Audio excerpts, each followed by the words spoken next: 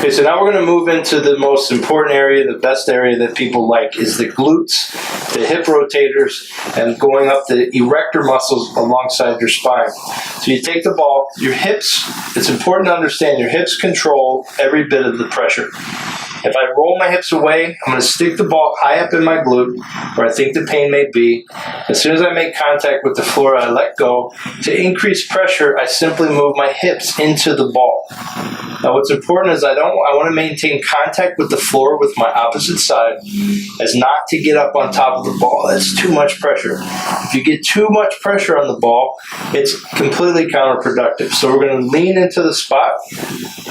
We're going to repeat the process as many times as we need to. If we need to add some pressure, we can lower the leg and push with the other hip.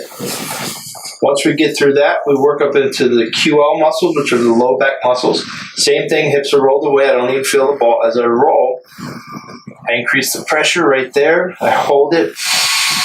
I breathe into it. When it releases, I move to another spot.